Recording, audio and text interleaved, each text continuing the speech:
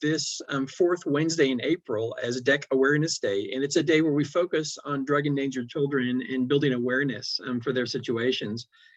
So what we do is we, all across the nation, US and Canada, we come together for a common vision to help provide awareness on the issues that are facing these children and families. What we can do to identify, protect, and create some services and solutions to change the trajectory of their lives.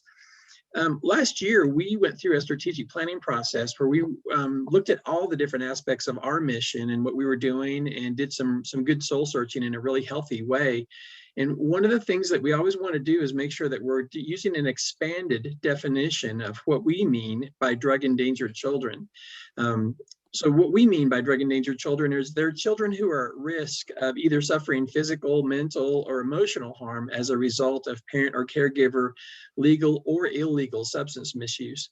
And they might also be children whose caretaker's legal or illegal substance misuse interferes with that caretaker's ability to provide a safe and nurturing environment for children.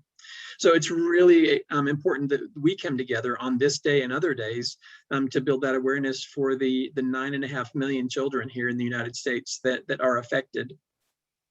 So what we thought we would do today is just go through some of the things that are going on with National DEC and some of the initiatives that we have in process, share that with you. And then as you think of questions, please go ahead and unmute and ask the question, or if you pop it in the chat box, Dina's going to help me monitor that, and then we'll answer your questions in real time as well. And I don't know, Dina, did Dave, was he able to join us? Did you see? Let's see. No, he is not here yet. Okay, and if he does, we'll introduce him and get him connected to everybody. Well, one of the first things that's really exciting that we want to share with everybody is the Tennessee and National DEC Joint Annual Conference. The Joint Annual DEC Conference is on. It is going to be live and in person, August 24th through the 27th at the Gaylord Grand Opry Hotel in Nashville, Tennessee. Registration is now open, and we still have a few slots open for call for presenters. And so all that information and the links to that are available on our website. So if you go to our website on our homepage and scroll down, you'll see the link to the registration information for the national conference. We're really excited that that's going to be able to be in person, and the hotel has taken some pretty good measures to make sure that we're following social distancing protocols. And thanks, Carrie, for putting that in the chat box. Carrie Jensen is one of our contract staff, and she is amazing at putting all of our, coordinating all of our social media and IT information. So thank you, Carrie, for doing that. Again, we're doing this in real time this morning. So the annual conference is actually going to be a day longer than it normally is, because we knew that coming out of COVID and a time when we've all been separated, coming together in person to share information about how we can impact DEC children and families is going to be really important. And plus, we all just want to connect in person. We've got some great evening entertainment that's going to be available for you, and some pretty amazing national speakers. So we'll have a combination of speakers on all topics, on all the different areas of intersection around DEC. If anybody has any questions about that, go ahead and pop it in the chat box. Otherwise, I'll keep sharing some information about what's going on with us. One of the things that you've probably heard about is, and this also came out of our strategic planning process, is we're in the process of developing a national mobile application, and this will be available for free for everybody all throughout the country. It's going to be launched in 2 phases, and the first phase will launch this year in September. And this phase will provide and connect victims, whether they're children, family members, or those in substance misuse, with resources and services in their own zip code. So we're going to use some newer technology, geotagging and a couple of other techniques that will help us identify where they're physically located as they're accessing the mobile application. And then we're going to connect them to the appropriate services in their area. That means we're going to connect them to the local alliances, to state alliances, to the mental health care providers, anybody in their zip code who can provide the support that they're seeking. If they're a grandparent and they're looking for services for their grandchildren who may be in another state, they'll have the ability to opt in and change the zip code that they want to access. So they can put in their grandchildren's zip code, and it will provide them with the service providers that are in their grandchildren's zip code. We're also going to add an element in there that will allow folks to do some peer sharing. If they want to record a video, if they want to put a message on there of encouragement, somebody who's come through a difficult time and they want to encourage others that solutions and hope and a future is available. We're going to add that in there. It will be curated so that the National DEC team will have to approve those. But we really feel like that's going to be a place where folks can connect and provide support for each other. We did a national survey and we asked victims what they would like to be a part of that mobile application. And that was one of the things that came up pretty high on the list, is the ability to give and receive peer sharing information. The other piece of that mobile application, that part of it, will also connect to them, like I said, to the alliances and to you. So you'll be able to also go in and update the services and the folks that are part of your multidisciplinary team to connect them to those services that you can offer in your own area. Then next year, in 2022, we'll launch the second half of the mobile application. That's going to have a tier for each alliance. So we'll have your roster, we'll have information that you need. We're going to have all kinds of information that we can push to you from National DEC. So you'll get information in real time via that handheld device, that mobile device. We're also adding a data collection element on there. So you're going to be able to collect data that you want to gather for your local or state alliance area. And then if you've done a community assessment, we're going to let you continue to update that community assessment. If you haven't had an opportunity to do a community assessment, you'll have the tool in that part of the application that will let you fill in and start to gather that information about your community. Why that's important is it's important to have the community assessment information to know where the gaps in awareness are in your community. It's really easy for this issue to fall off people's radar. We hear it all the time that these are challenging issues, but they don't happen in my neighborhood. And the reality is they happen in all of our neighborhoods. And so we need to build that awareness. And by building awareness, we also build connection. And when we build connection, then we can really implement solutions and sustain those solutions. So that's why that assessment tool and building awareness is so important to there. The next tier in the mobile application will be an element that lets us provide training for you on your handheld device. We'll do this in kind of small bite-sized pieces because we recognize you may be accessing this during work or during a break. And then the goal is for many of those online training pieces to be able to qualify for continuing education credits. So they'll help you meet some of your criteria that you're needing to meet. Then the next tier, the last tier, will provide a means for you to communicate within your alliance team via the mobile application, kind of with one touch. So if there is a situation, if there's a circumstance, or if you have a question that you want to pose to your team, or even if you're just announcing a meeting, you'll be able to gather that information, post it via the application, and get it out to everybody's in your alliance very quickly and very easily. So we're pretty excited about that. It's a big undertaking, and we've got a grant from the Office of Victims of Crime, from OVC, that's funding this, and they have become great partners on this project. So we're really excited. We've just filmed some engagement videos that we hope are going to help connect victims to the services and solutions offered on the mobile app and connecting them to you. And so we've gotten those approved by OVC. So they're professionally done. So we think you're going to be really proud of those when we launch those. So the mobile application has been a big part of what we've been working on this last year, because we know that's going to have some broad impact. The best part about it is we'll always be making updates and changes to it. So we're going to want to hear from you about your experiences, other suggestions, and other ideas for the mobile app that we can put on there. So that's been super exciting to be able to work on that. Scott, that is super exciting. I especially want to thank you for the grandparent part of it, being a grandparent of children who've experienced drug-endangered environments. So thank you so much for thinking of the grandparents. That's awesome. You're welcome. And the peer sharing came from a foster parents group. They wanted to be able to share their experiences and hear from others. We have the challenge here in the States where children can opt out of the foster care system. And we know that there's some pending, some proposed changes to that, but we wanted to continue to provide some support for kids in foster care and for the foster parents as well. So that was a piece of the peer sharing that came out of that. Does anybody have any questions about the mobile app, or did something pop into your head that you think is a suggestion while we're kind of in construction mode that would help us with that?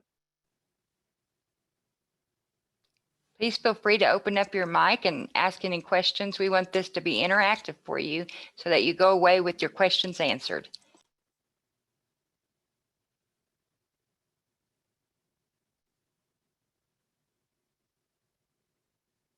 Well, if you think of something, don't hesitate to pop in and ask it. In conjunction with a mobile application, we're also developing a learning management system. What that's going to do is help us deliver a lot of the training that we have been developing over the last couple of years, and have a platform to deliver that training anytime.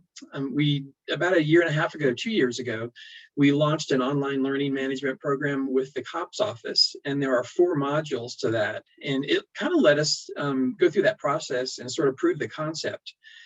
In those 4 modules, we help folks understand what the DEC effect is, what ACEs are, the adverse childhood experiences, and what resilience is related to adverse childhood experiences, and then what prenatal and postnatal effects on children are. And so we launched those last August, and we've had almost 5,000 people in 49 states complete that training. So we know that that's a method where we can deliver content and support for all of our alliances and for everybody who's involved in DEC efforts. So we're in the process of kind of fleshing out and building that learning management system. So sometime in the next probably 6 to 9 months, we'll be able to post that information. It'll be on our website and available for you to start to access. Again, some of the training will qualify for CEUs, for continuing education credits. Some of it may have a small fee attached to it just to sustain the system, but we'll make those really nominal whenever we can. But we certainly want information from you about what training you feel like would be really helpful or impactful in your discipline. So please feel free to reach out to me or Stacy or Eric or Carrie. She's on the meeting with us right now. And so anything that you want to do in that regard, let us know and we'll start to build that.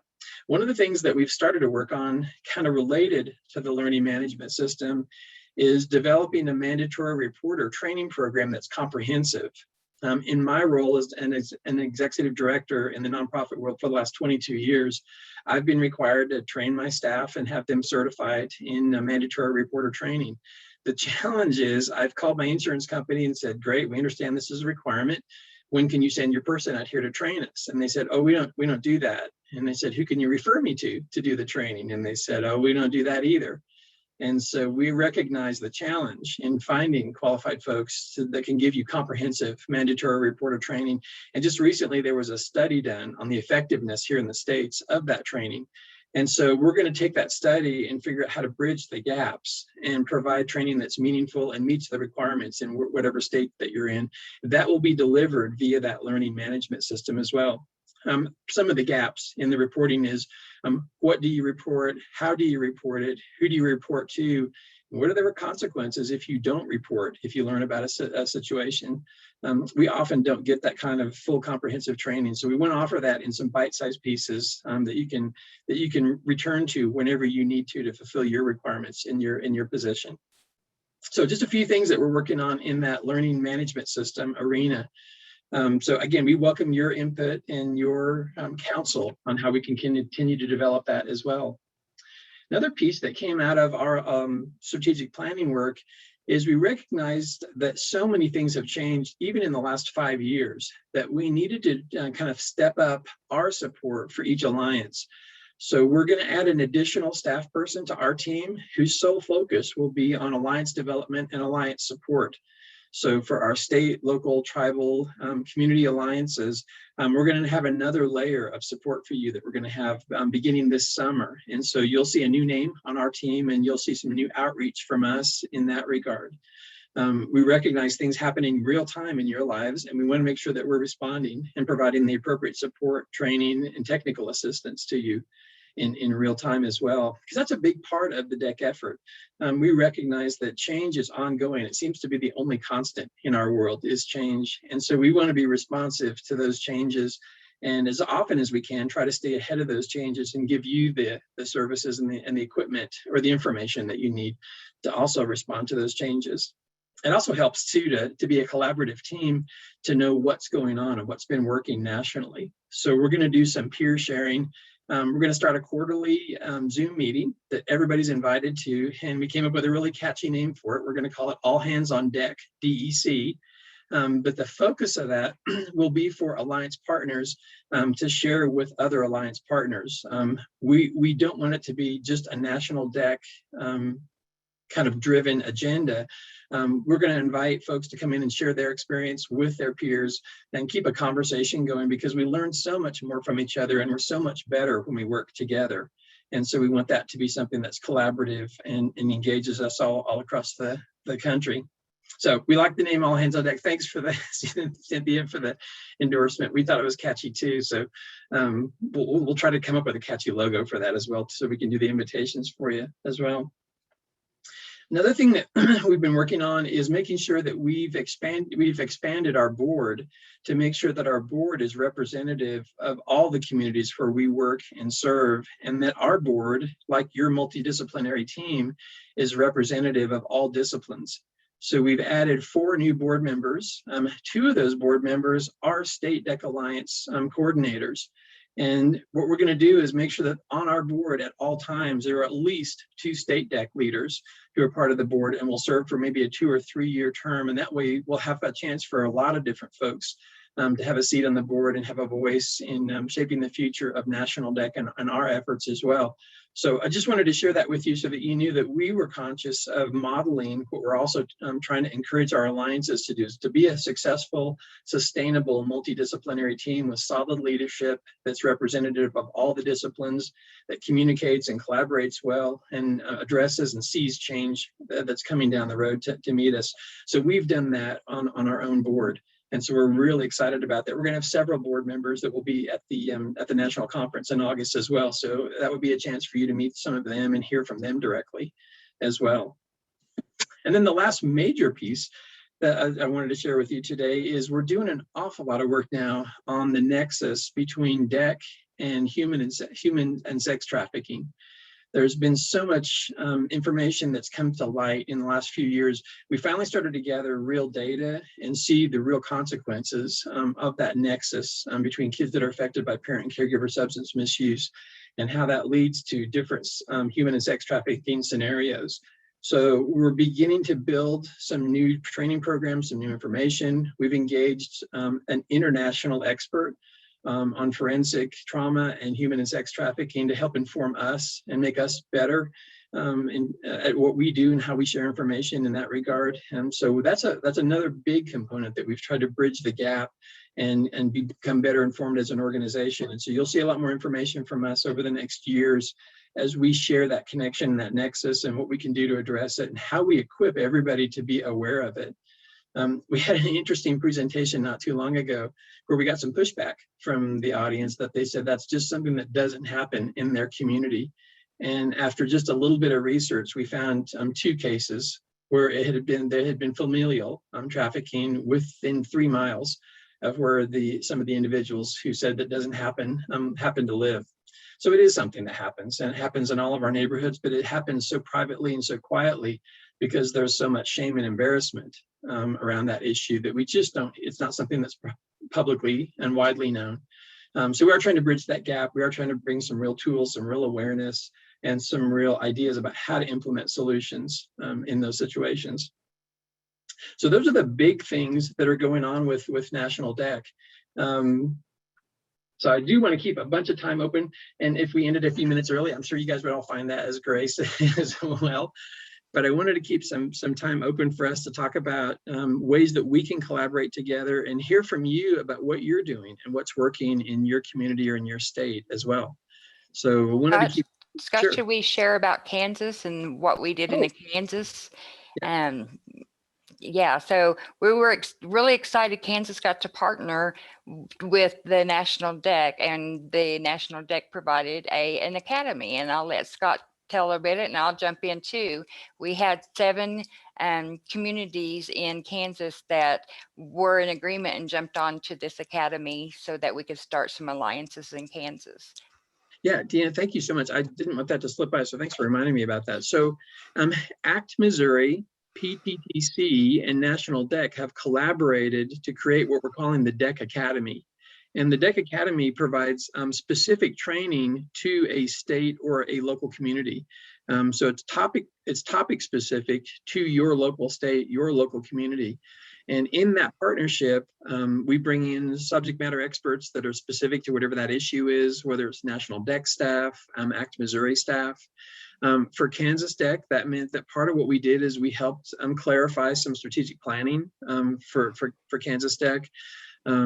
It helped kind of, would it be fair to say, Dina, to help support the leadership team and kind of shore up what capability look like? Yeah, absolutely. And trained us from the get-go what DEC was and the steps in the processes. It was an excellent training. One of the really exciting outcomes of having gone back through that DEC Academy training is it equipped the state to look at ways to now seed new local alliances. And so just yesterday, our team was on a phone call with Dana and some of the other folks in Kansas DEC with one of the communities about how to sustain and create a sustainable local alliance.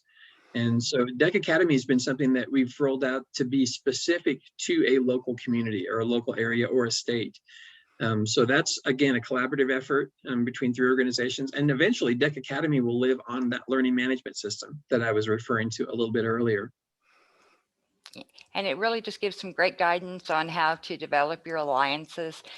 Joy is on the call today, I noticed, and she has in Pratt, Kansas, she has a great alliance that's going there.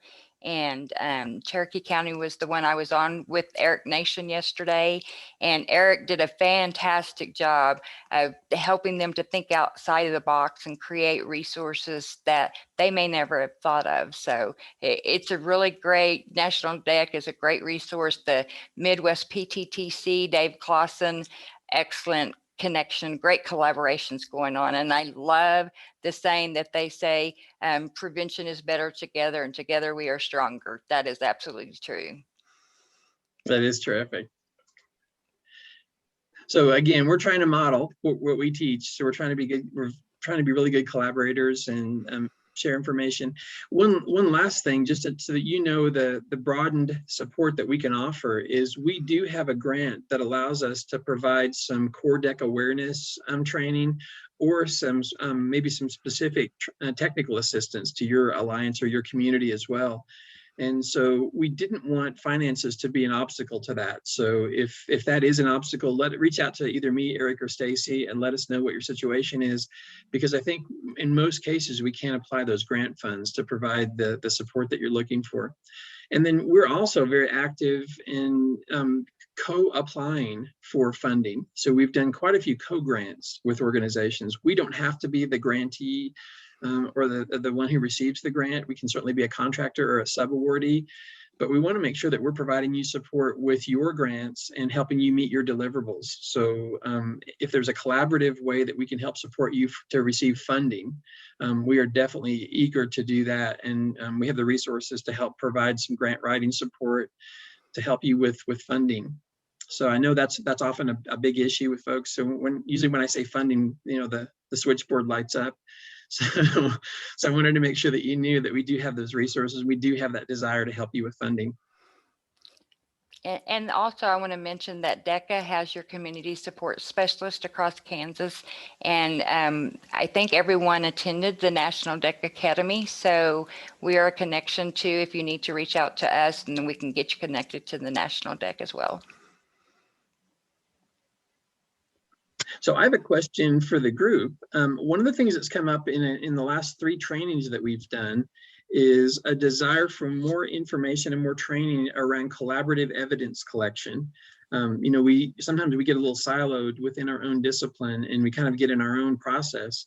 And we find out that one of our partners or one of our collaboration partners needs evidence collected in a slightly different way. And the more we know about it, the more comprehensively we can collect evidence.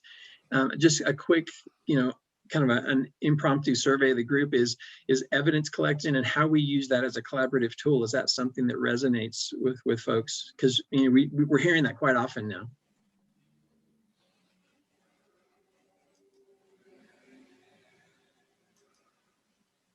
If anybody wants to unmute and share their experience or pop something in the chat.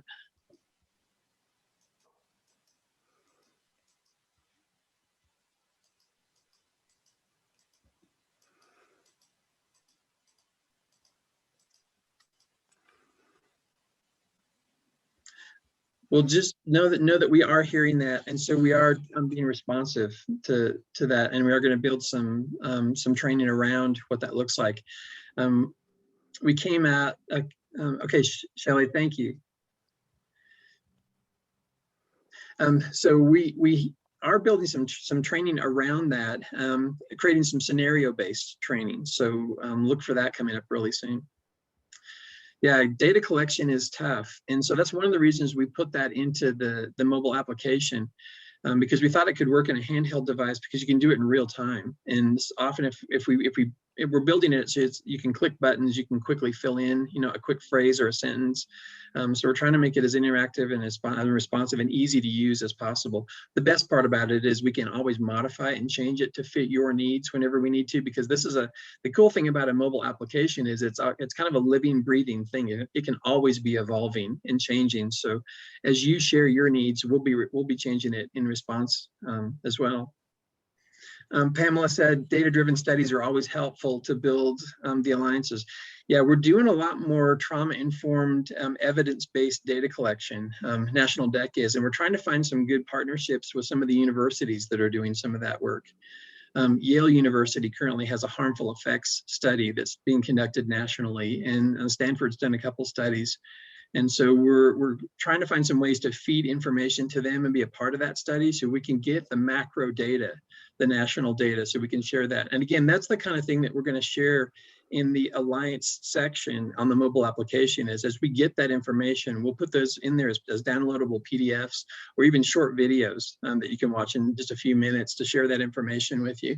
But that was the goal of the application, is to say, here's data that we found that we know has been vetted and is solid data, and get it in your hands as quickly as possible. Scott, I would just want to share that and encourage them, if they haven't, to get onto your website, the National DEC website. Your roadmap and your toolkits are just phenomenal on there, and those are great resources that they can check out too. Yeah, and we were talking earlier about responsive change. The roadmap and toolkit needed some change, and so we updated those in the last year. And so they're current with what we're hearing and seeing of field experiences, because we want to support everybody who's boots on the ground.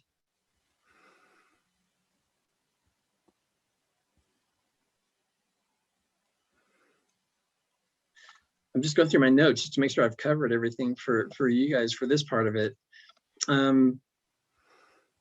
We just to give you some data about National DEC and the number of alliances, there are currently 38 fully functioning state alliances.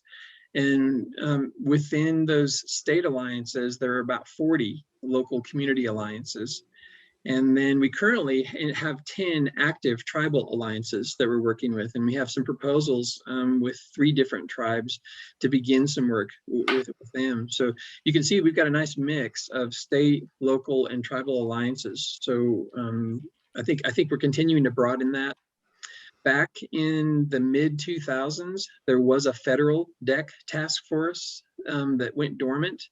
And so I've been doing some work in the last 6 months to try to revive that federal DEC task force. So I've got some better information about how that could work and kind of where it's housed. And so we've made some contact within Health and Human Services to start to revive that federal task force, because that would give us some federal attention and on the Hill, get us a voice and a little bit of information that we can get with some of the folks that are there. It's certainly an interesting process to work with the folks in DC right now. It's an interesting time. So a question in the chat is, who should be involved in a DEC Alliance? Really anybody who's in care, contact, or supervision of children, or in care, contact, and supervision of families. So we encourage everybody: law enforcement, child welfare, social services, teachers, medical professionals, mental health professionals, treatment providers.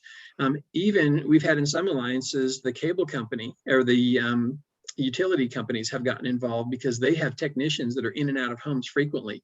And so they've received some training about how to recognize situations and be able to report those to other alliance partners. So anybody who's in a home who might recognize a situation or who might recognize something that's happened with a family could and should become involved in a DEC Alliance, whether it's state or local. We recognize that the local alliances are the folks who are boots in the ground in that community, may know the families, may know certain situations. So we certainly encourage a growing number of local alliances to be really important and fit under that umbrella of the state alliances.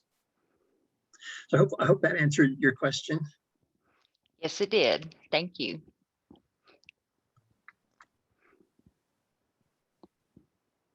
We're also making sure that we keep our logo refreshed. So we may see some changes to our branding, to our logo. We do create a logo that every state and local alliance can use a version of it. So if you want access to if you're part of a local alliance and you don't have access to your national DEC version of your logo, reach out to us and we'll make sure we can provide that to you as well.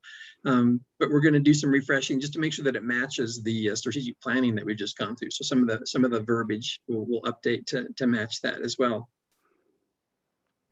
I don't know if you've been to our website and you saw that we did an awful lot of responsive work regarding COVID, and we did a whole series of one-pagers for different disciplines on how to recognize children in this COVID environment.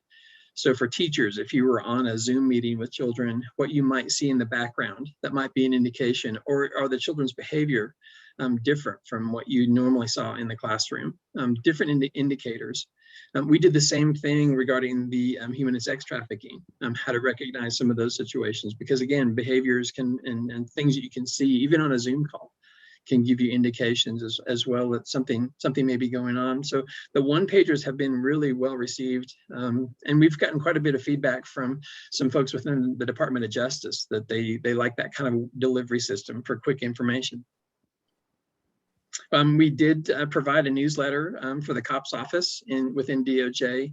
And at some point in time this summer, we're going to do a webinar for the grant managers in both OVC and COPS about collaboration and helping them understand what those of us that are involved in DEC efforts, you and all of our other participants and alliance members, and just to give a broader definition of what collaboration is, because that helps those grant managers know what the grants are and what the deliverables are and how meaningful those can be. So I think that's a great way for all of us to work together, and maybe it opens up some new funding opportunities as well. So that's our hope.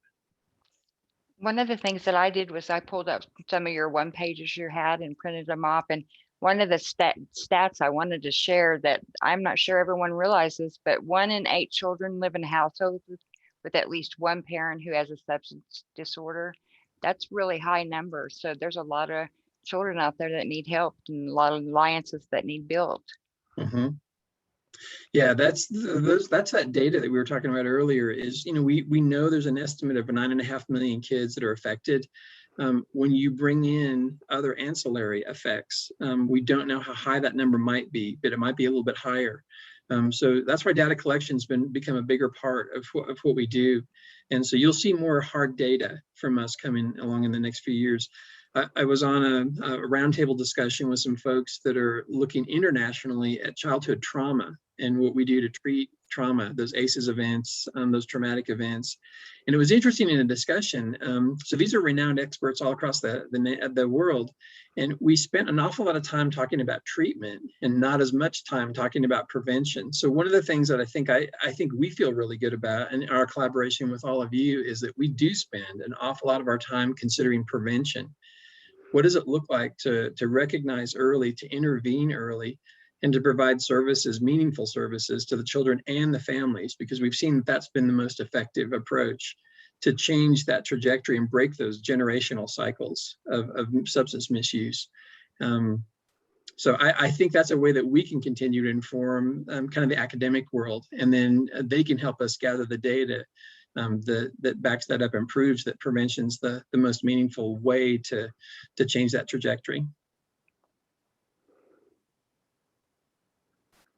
What else are you curious about? What else would you like to hear from some other things? We've had a couple of great ideas that folks have shared.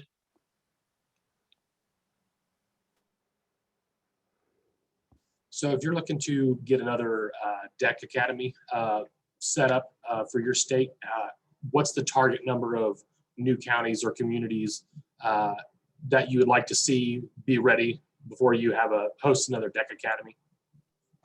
You know, if you just have one or two communities, that's enough for us to get a DEC Academy up and running and organized. And then we'll help connect and find out, do they need to start from the beginning with core DEC awareness, and then kind of the DEC approach, and then start to get into the roadmap and toolkit.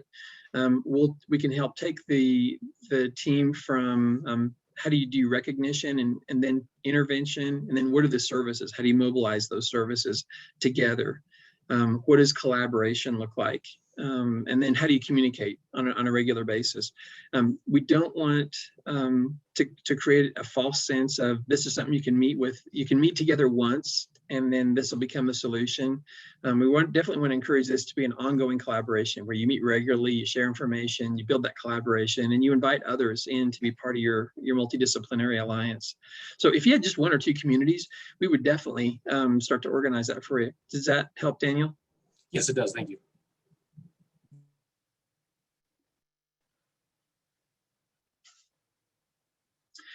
What are you seeing that's been most effective within your alliance, or what are you seeing in the field that has been effective that it would be helpful to share with the group?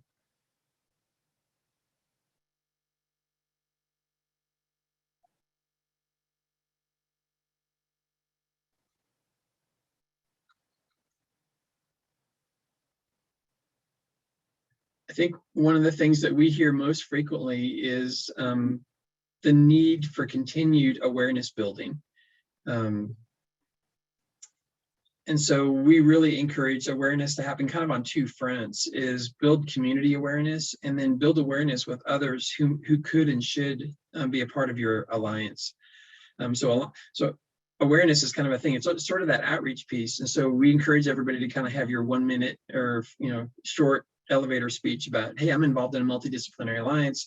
We're trying to work hard to recognize kids who are affected by parent and caregiver substance misuse. And we do this, and this, and just have your quick intro. That's a nice way to engage other folks. Chrissy put in the chat, have you seen coordination happen between DEC alliances and child abuse prevention coalitions? We have. We've done a lot of work on a national scale with some of the national coalitions, and quite a bit of crossover work that we can do together. Plus, anytime you can share information about what you're doing and what they do, we can learn from each other. And so that's been really helpful. We just formed a partnership with the Academy of Forensic Nursing, because the hope is that the forensic nurses can help inform law enforcement, and law enforcement can share and ask questions of them. So we're hoping that can be a big connection point. But we're doing a lot more work with CASA and some of the other CADCA and some of the other big national coalitions. So we're starting to build some of those bridges a little bit more effectively. And again, we're working hard to sustain those as well.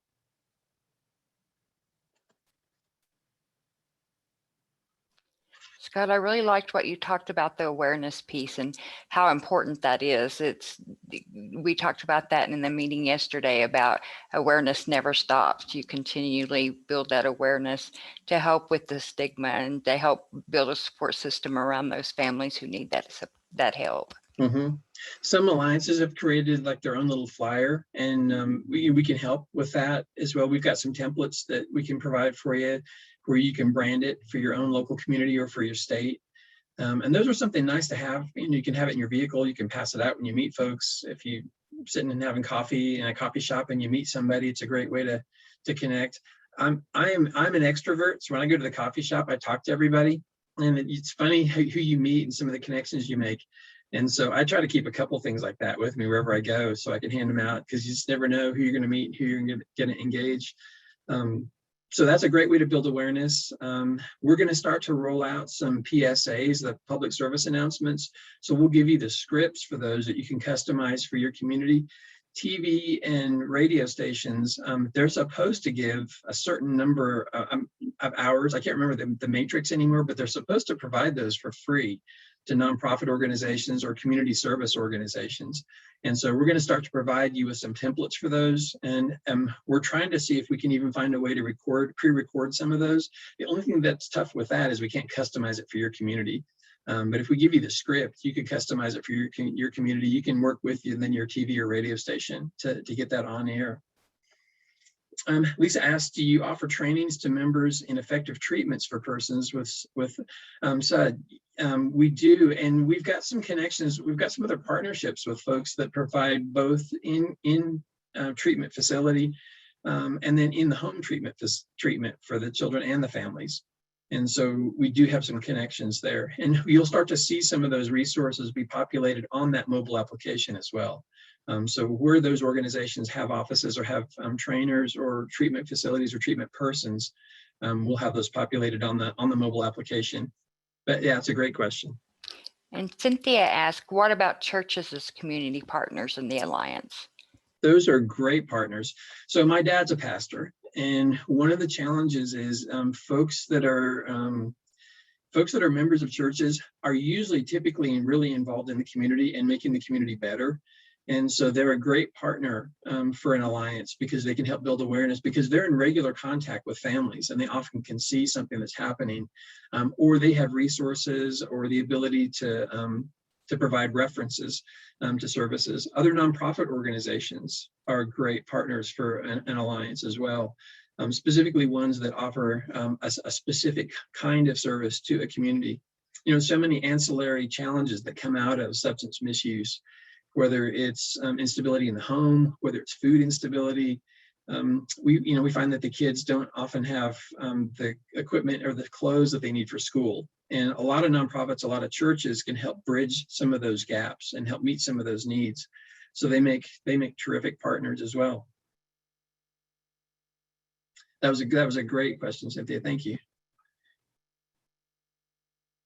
Who else have you found are good alliance partners that maybe you didn't expect? When I mentioned the utility companies and the cable company, did that surprise anybody? They're in and out of homes. And so if they are aware of situations and they can bring that back to an alliance and make the alliance aware, that's how we intervene. That's how we are responsive and how we provide services and change to the families. So yeah, it's kind of helpful to think outside the box and think who's in contact with families, who's there regularly. One alliance, the dog walker, got involved because they were in and out of homes.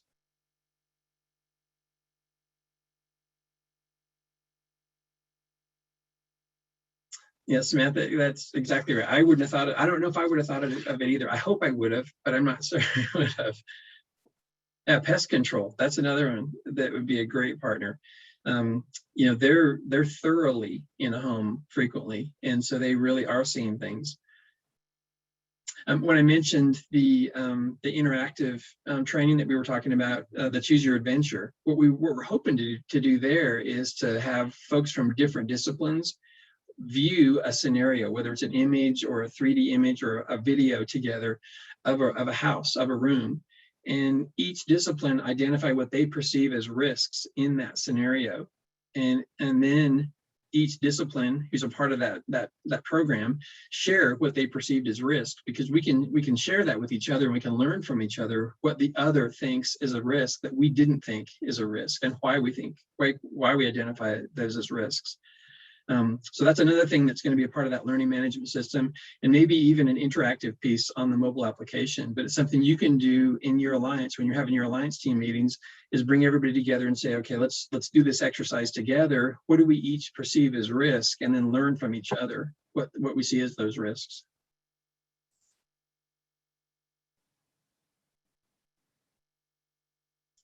Good, those are good comments.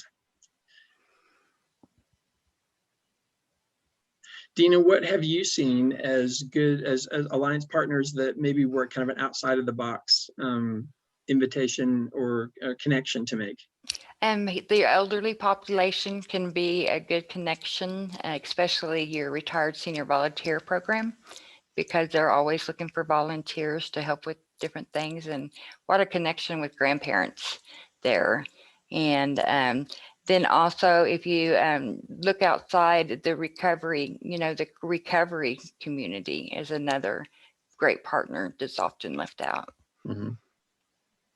Oh yeah, those are great.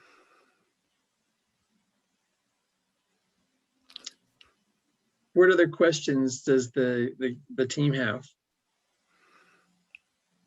I hope what you heard is that DEC efforts are speeding up, not slowing down. Our focus is on breaking that generational cycle of substance misuse, whether it's legal or illegal.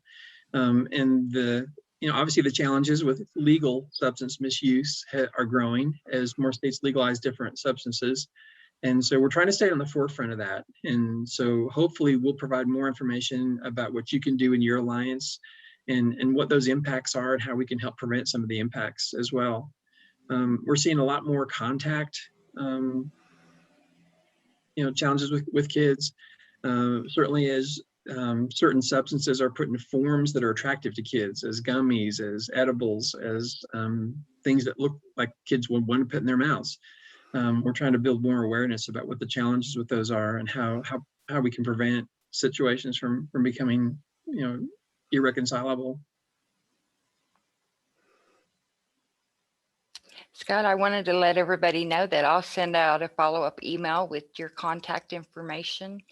And that way, if they have any questions, they can follow up with it, as well as their community support specialist information. And that way they can contact us. I know we have Pennsylvania and Missouri on here today too. And if you have any questions, we will send that follow-up email out and you can just ask us and respond, because we're really excited and we want to continue building the National DEC Alliance's efforts across the United States. Well, and if it's okay with everybody, Dina, if you could send me the participant list, we'll make sure that you're added to our DEC e-news that comes out monthly. And certainly if it's something that you choose not to receive, there's an opt-out button on there as well. But I think you'll enjoy how broad the information is. And we do encourage peer sharing on that. And so we usually have information from Alliance partners on what's working in their community or something new that they've tried, or some awareness that they've built and how they did that. So we do want that to be a big part of what we share on that e-news. So if you don't mind, we'll add you to that. And then if you choose to opt out, you certainly can. But we'd love to have you become part of that community and that conversation. That's what you call collaboration right there. I love it. Well, we really appreciate you being on with us today and celebrating DEC Awareness Day. And we appreciate everything that you do to build awareness in the communities and what you're doing to change the lives of children and families across the country. And, these efforts wouldn't happen without the work that you're doing in your community, because your boots on the ground, you're meeting the families in person. And so we take really seriously our role in providing the support that you need and the training that you need. And so please do reach out to us and let us know what some challenges or frustrations you might be experiencing are, and we'll do whatever we can to help you meet those challenges or provide whatever information or support that you need. So we really wanted to make sure that was something that you took away from this time together, is our desire for support and for our thanks for the work that you do in the field. And you are moving the needle. Things are changing with families. Prevention is making a difference, and those services to the families are making a difference. And so we're so thankful for that work that you do. We will bend over backwards to support you. And Scott, we thank you for coming today and sharing, and just remember, everyone, that prevention is better together, and together we are stronger. Great. Well, we can give you a couple minutes of your day back. So thanks again for being with us, and thanks for celebrating DEC Awareness Day with us. Bye, everyone.